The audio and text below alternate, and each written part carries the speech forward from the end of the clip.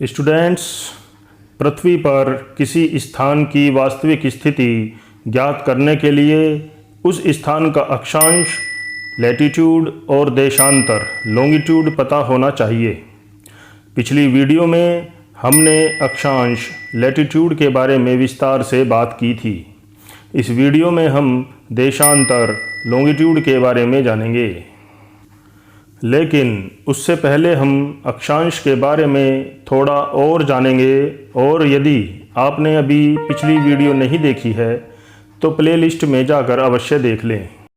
Students, पिछली video में बताया गया था कि पृथ्वी पर बीचों बीच स्थित एक काल्पनिक रेखा को जीरो अंश अक्षांश या भूमध्य रेखा इक्वेटर कहते हैं।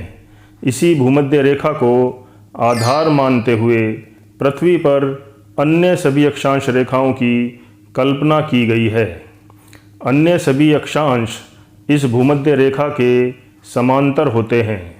जैसे जैसे हम भूमध्य रेखा के उत्तर या दक्षिण जाते हैं, अक्षांश रेखाओं की लंबाई घटती जाती है। भूमध्य रेखा सबसे लंबी अक्षांश रेखा है। इसकी लंबाई 40,076 किलोमीटर है, जबकि ध्रुवों पर ये रेखाएं मात्र एक बिंदु की तरह रह जाती हैं। भूमध्य रेखा के उत्तर के सभी अक्षांशों को उत्तरी अक्षांश कहते हैं, जबकि भूमध्य रेखा के दक्षिण के सभी अक्षांशों को दक्षिणी अक्षांश कहते हैं। इसी प्रकार सभी अक्षांश रेखाएं क्षैतिज रेखाएं अर्थात पड़ी रेखाएं होती हैं। इन्हें हम लेटी हुई रेखाएं भी कह सकते हैं। अब ये देखिए, ये 15 अंश उत्तरी अक्षांश रेखा है।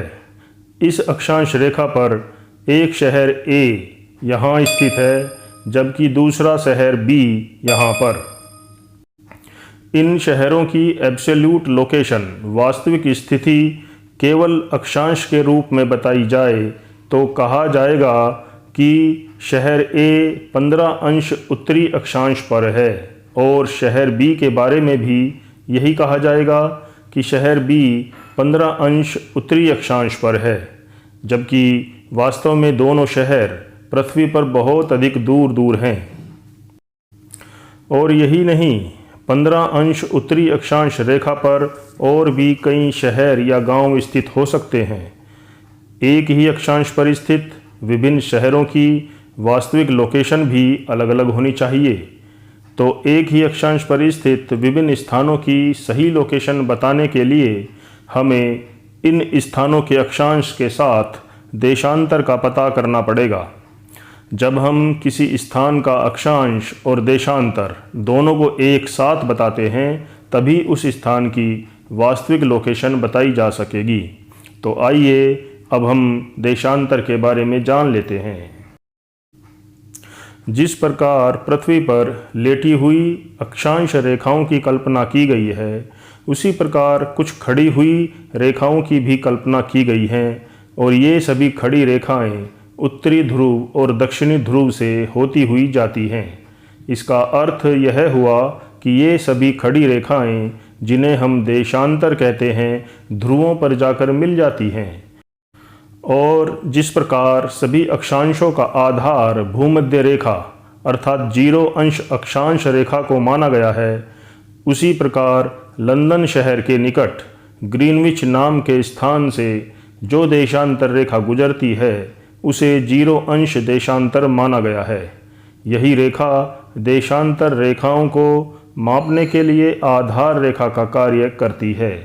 जीरो अंश देशांतर को प्रधान देशांतर प्राइम लॉन्गिट्यूड या प्रधान याम्योत्तर प्राइम मेरिडियन या ग्रीनविच रेखा भी कहते हैं।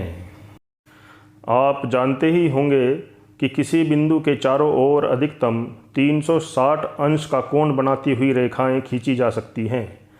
तो पृथ्वी पर ध्रुवों के चारों ओर से एक एक अंश के अंतराल पर देशांतर रेखाओं को खींचा जाए तो ग्लोब या पृथ्वी पर कुल 360 देशांतर रेखाएं होंगी।